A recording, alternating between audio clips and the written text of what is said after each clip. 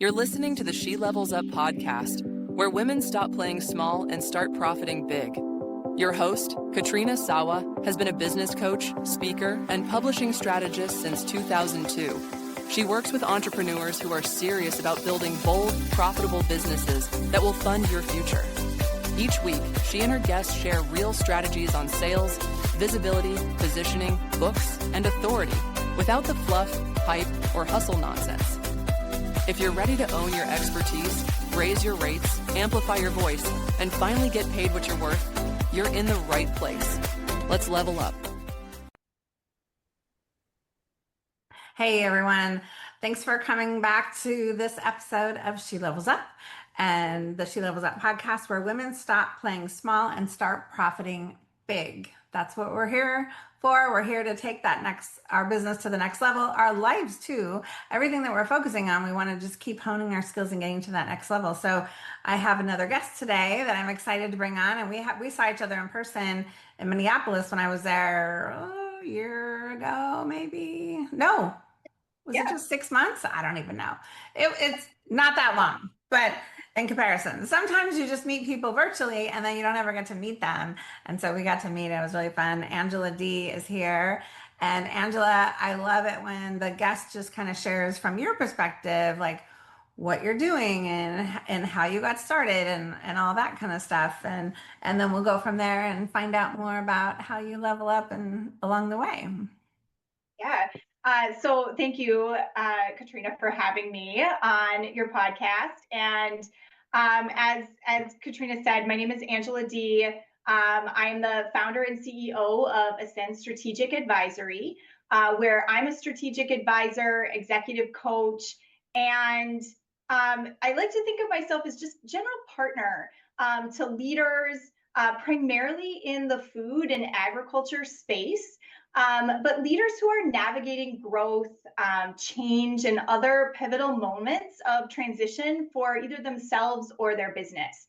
And I like to think that I'm helping organizations grow forward with clarity, alignment, and momentum, while really still preserving what makes them exceptional in the first place.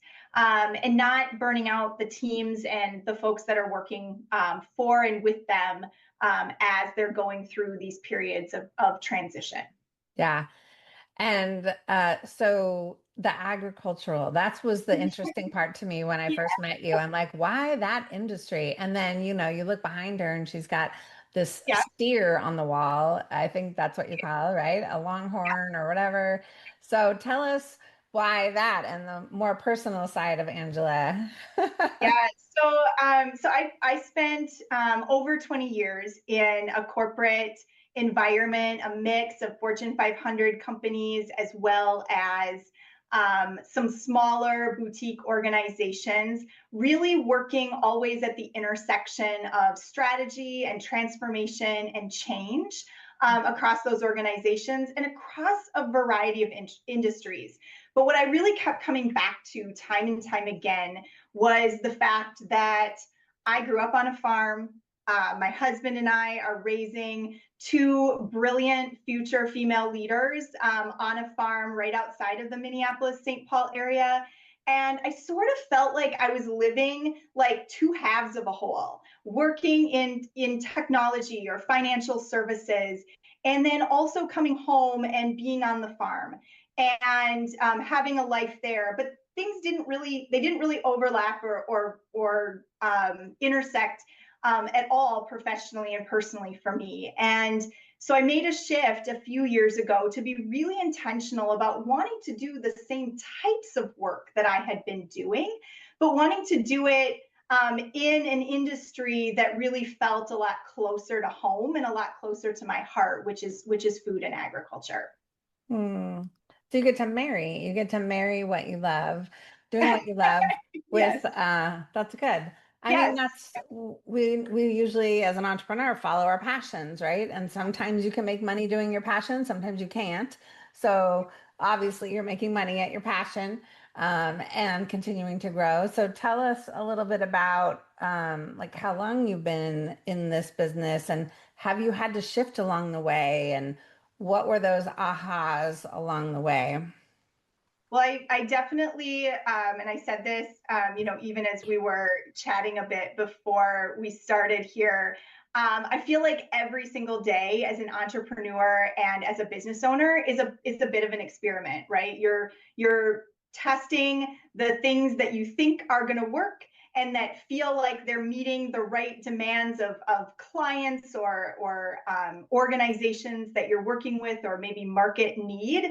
And ultimately you're learning from that. And so I feel like those are the things that I do every day as I'm building and I'm working to scale this business and meet the needs of the clients that I work with, is that I'm testing little things, and I'm seeing the outcomes of those tests, and then I'm adjusting along the way. So I've been working in the food and ag space for the last 3 or 4 years, but really just started my own consultancy almost a year ago, and have, my mom has told me for years, my husband had told me for years, they didn't know why I didn't do this.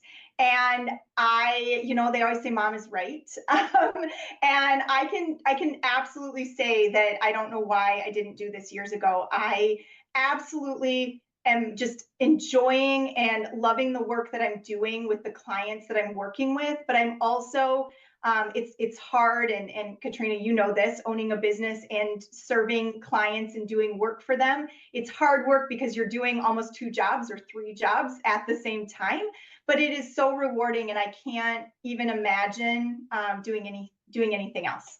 Yeah, I've said that for years and years myself too. I love working with the clients and seeing the results when they do the things that I suggest, Yeah. when they make more money, or when they sell a program at a higher rate that I told them to nudge your rates up, like raise your rates, and then they're scared and they do it anyways, and then they get a client that paid them no problem, right? I love that. So that's really fun. But we wear a lot of hats, probably more than three, like you mentioned, right? We have the service technician, or the service delivery part, but oh my gosh, right? Operations, marketing, sales, um, technology, IT, innovation with AI. And I mean, there's so many hats that we have to wear. And have you considered, or have you already started hiring team and gotten some other people to work with you? Is that part of one of the things that you've done to level up, or what do you think is allowing you to stay in that genius and stay with that passionate stuff that you love doing?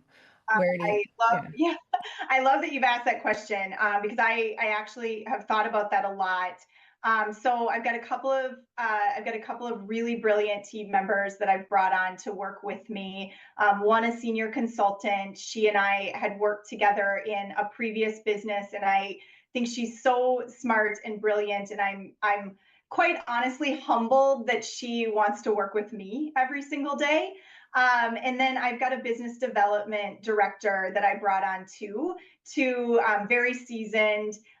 He's really helping me to continue to level up in the business development space and to open doors that I might, as a young firm, have difficulty opening on my own, even though the staff, me and the consultant that I've brought on with me, have a lot of experience and tenure in this space. Just simply difficult to break into some of those new spaces and open those doors Sure. when you're brand new. Are you talking about dealing with like the older generation of business Mm. owner that you might have to work with? I'm guessing.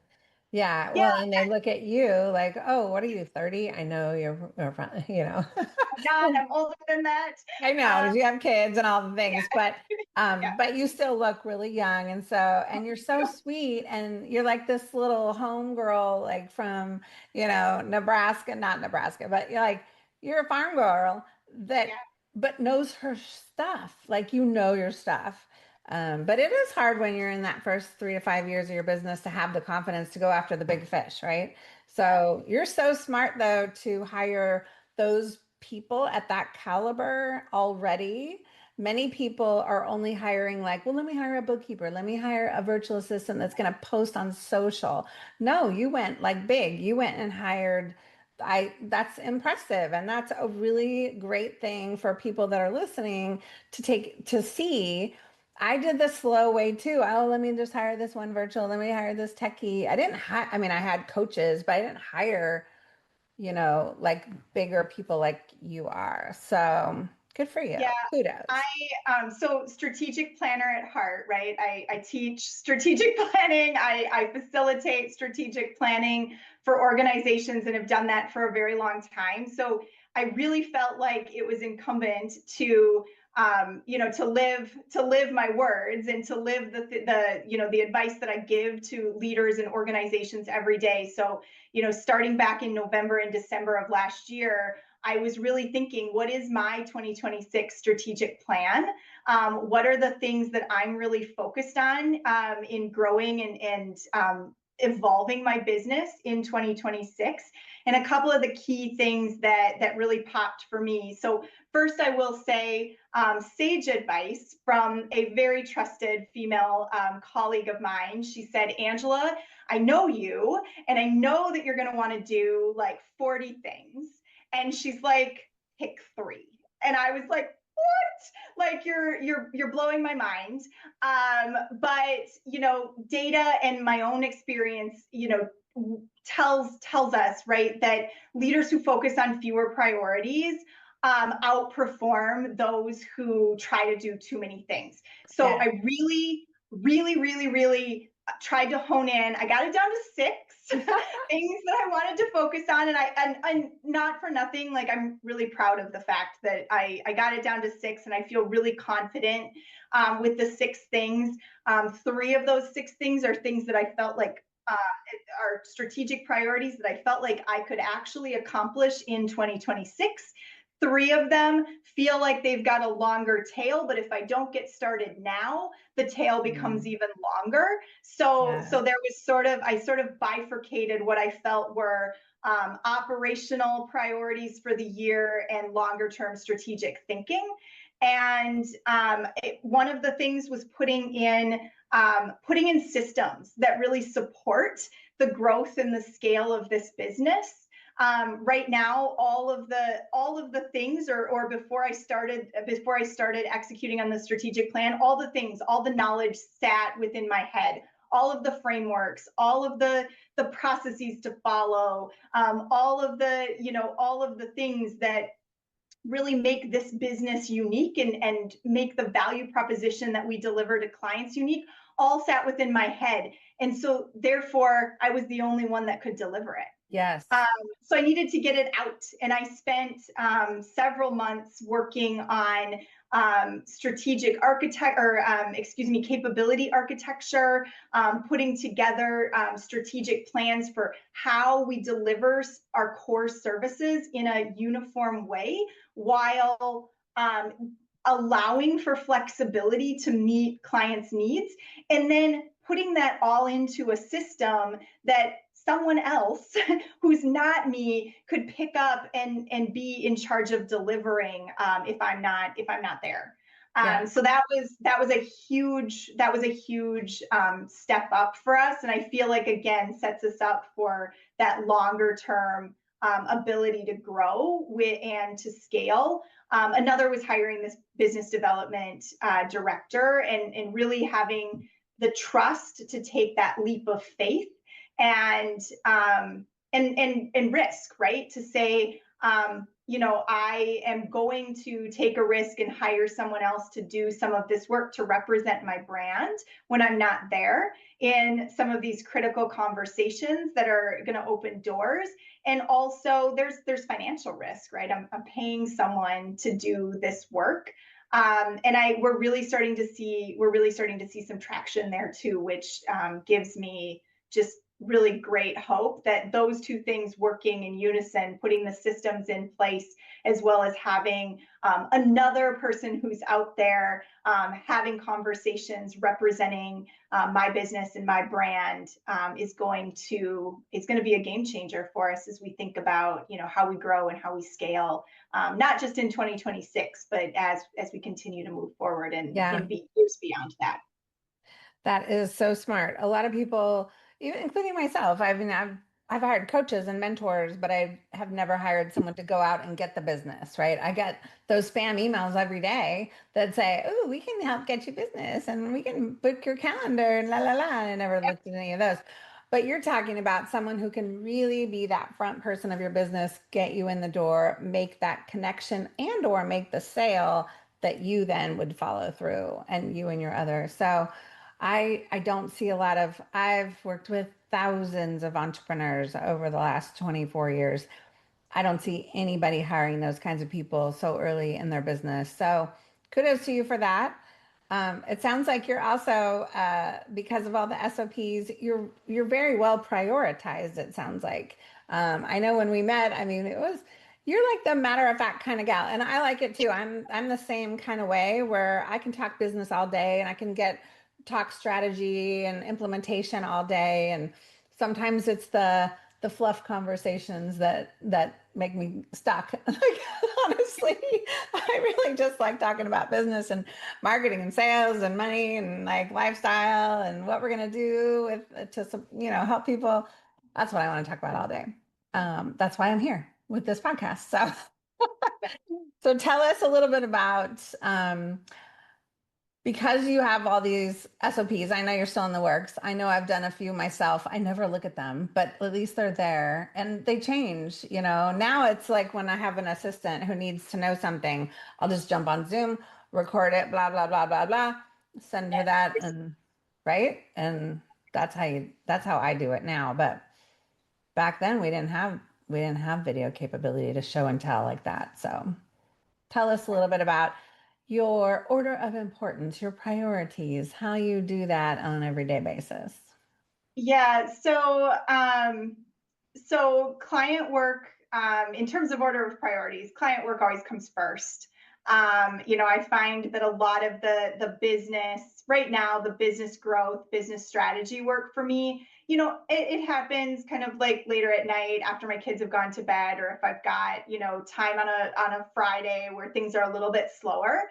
But I've done a couple of things. I've carved out periods of time during my week. And I've done this, I will say, because, well, for a couple of reasons. One, it's helped me just like continue to organize and be thoughtful about how I spend my time across a work week.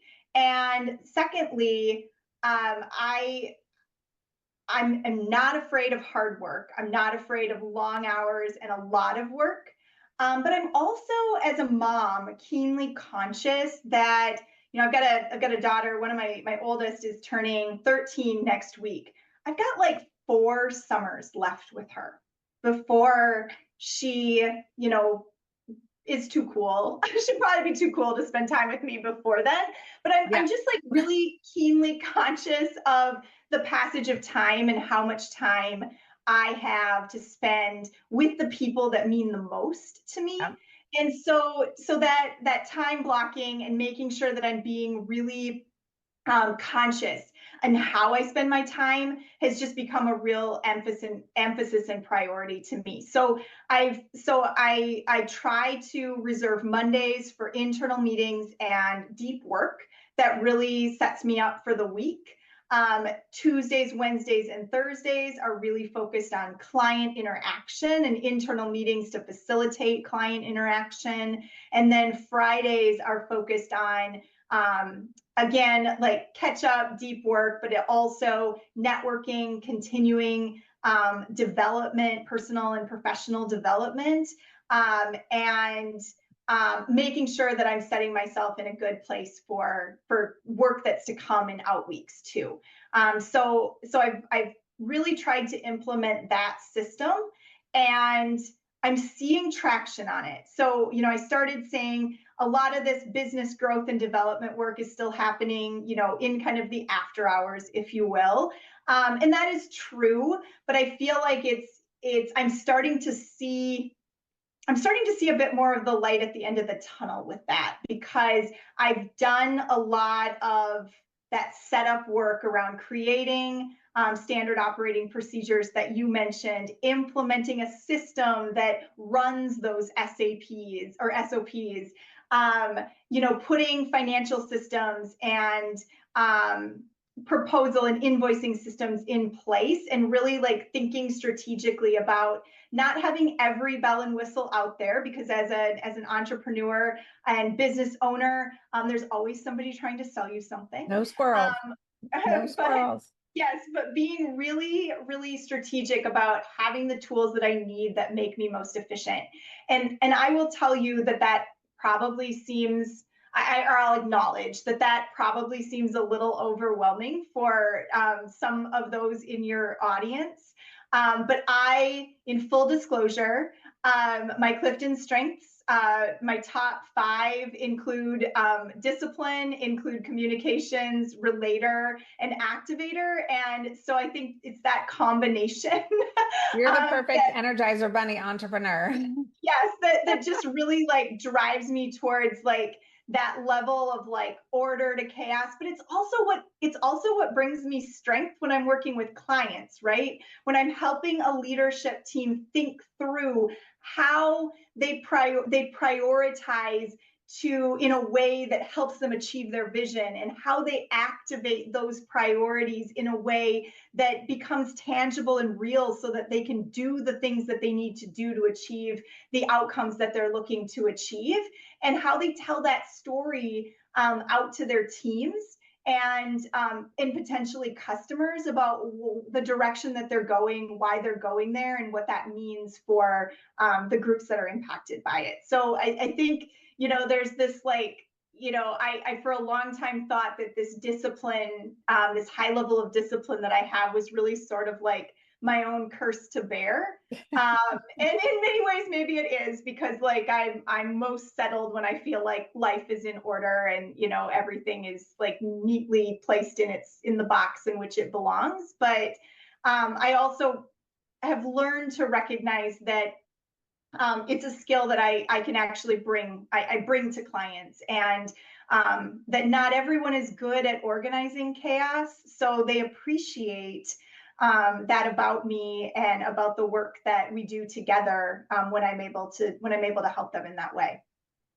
I think you definitely have a lot more discipline and structure than most entrepreneurs, I will just tell you, which is a fantastic trait. Now, if you don't have a lot of discipline or structure, you can still do very well in your business. But at some point, you might want to either find an Angela to come work with you or or learn some skills on that and be a little bit, because it takes discipline to stay consistent with marketing strategies, follow up, all the things that you have to do to nurture the customer through the whole customer journey. And working with corporate, I mean, that's a long sales process. A lot of times when I work with somebody, we meet, we have a 30-minute conversation, maybe an hour, and they buy a package, So it's a quick sales process, but you're talking about sometimes 6 to probably 10, 12, 18 months sometimes, depending on what you're looking for. So you have to be disciplined to continually nurture that particular prospect. I mean, a lot of people don't think about that when they go after corporate.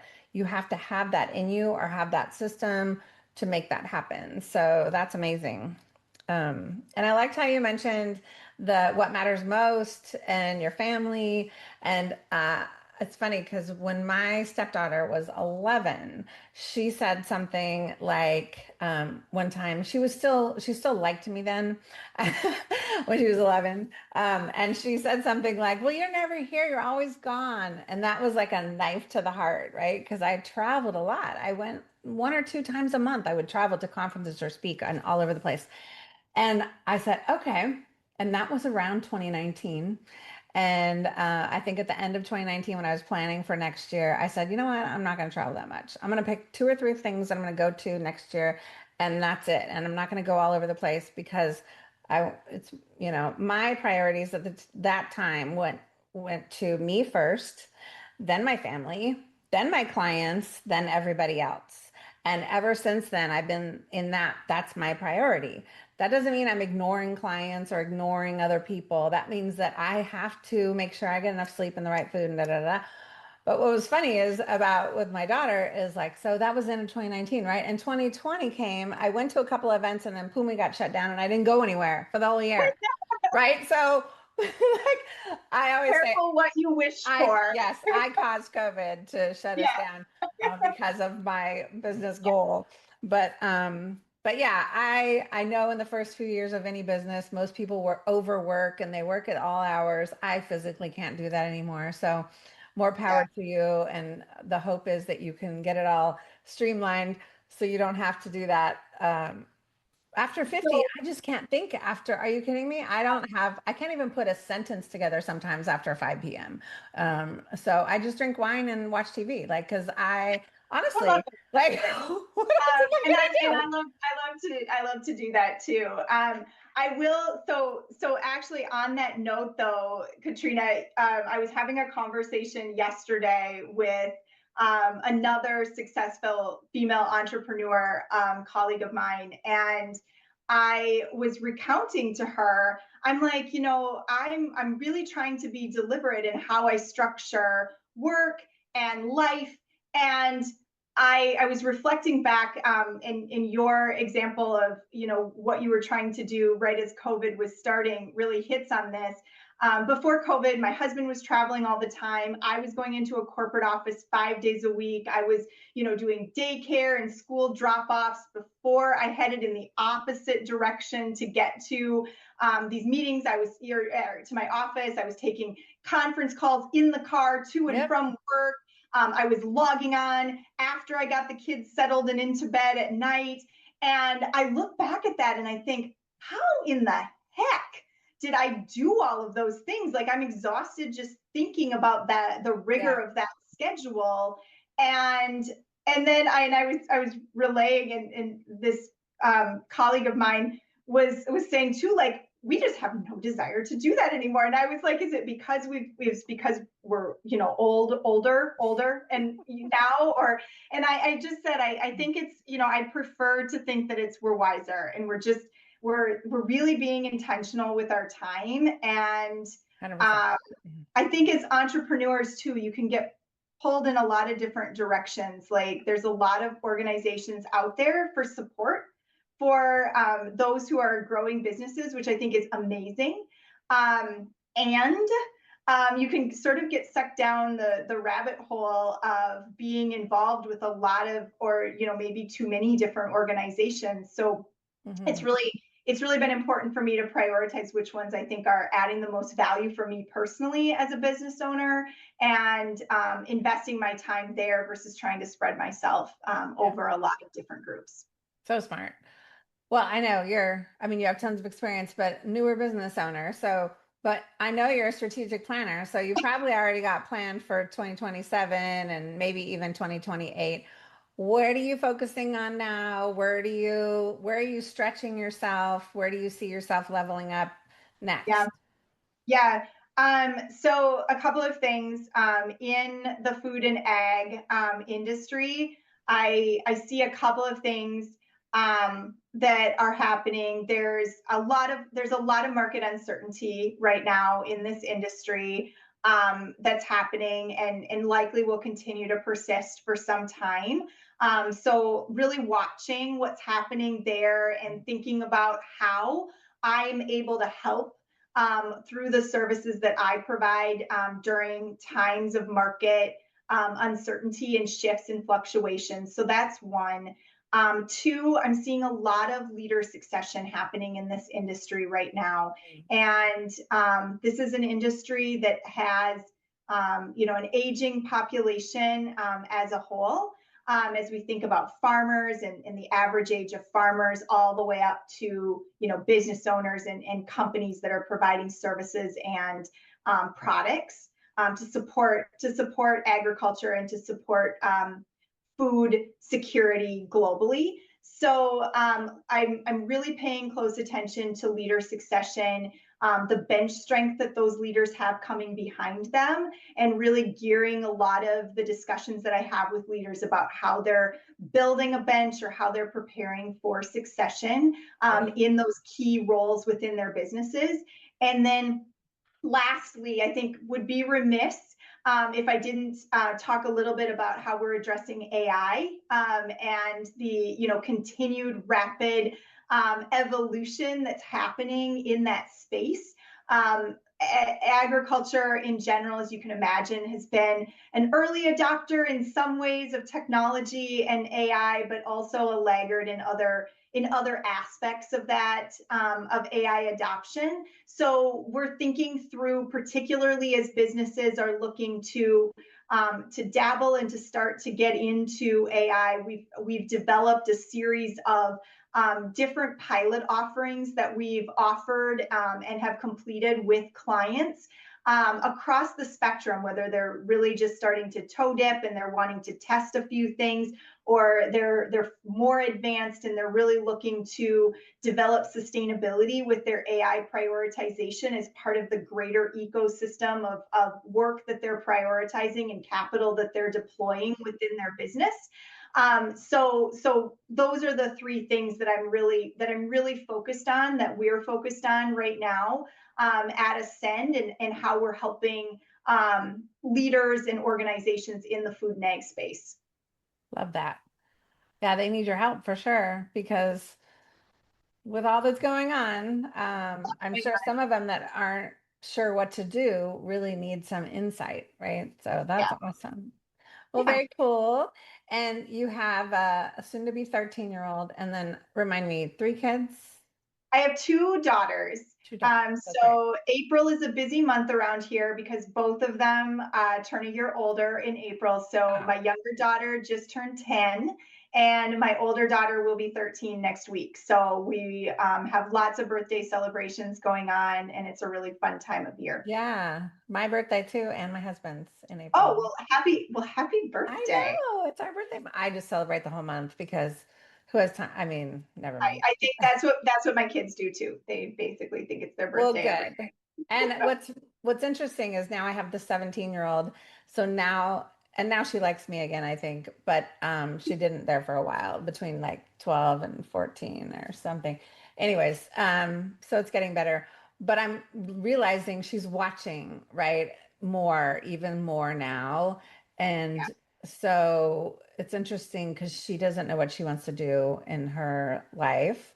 And so it's interesting how I'm kind of investigating things to bring to her to show her what else is possible, because I don't know, they're just not interested in looking at it all themselves right now. I don't know.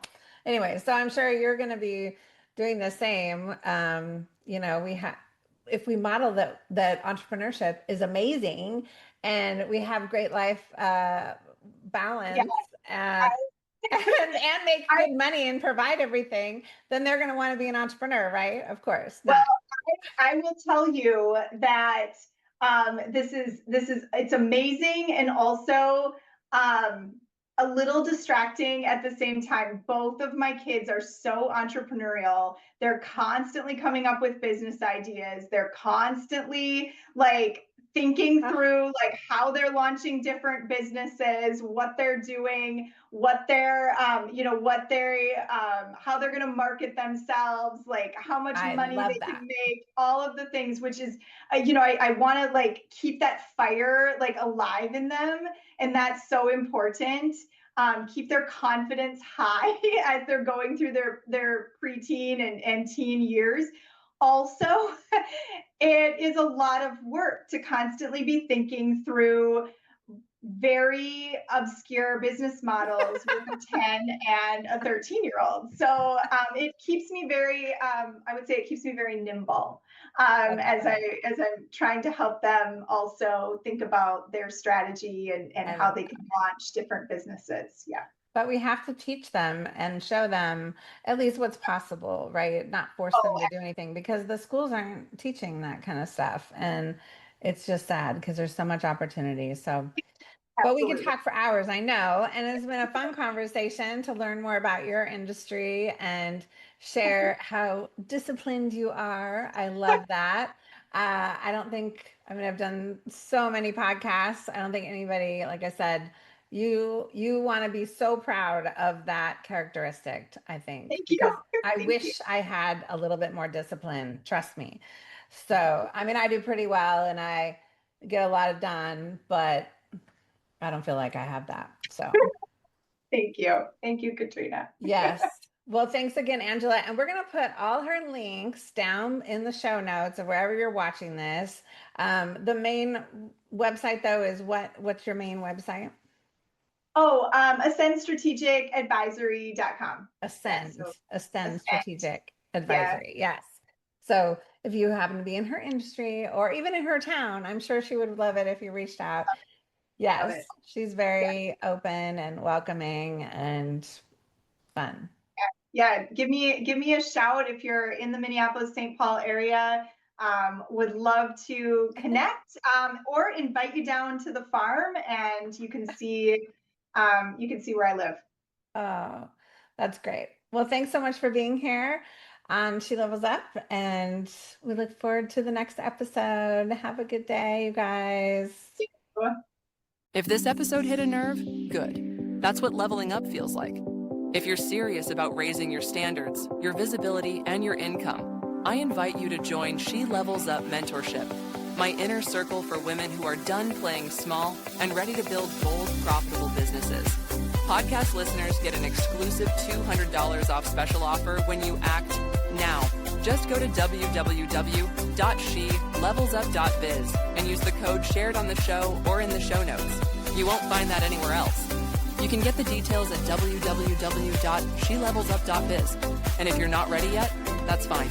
Keep listening, keep growing, but don't stay stuck. Until next time, stop shrinking, stop second guessing, and start profiting big. Go level up.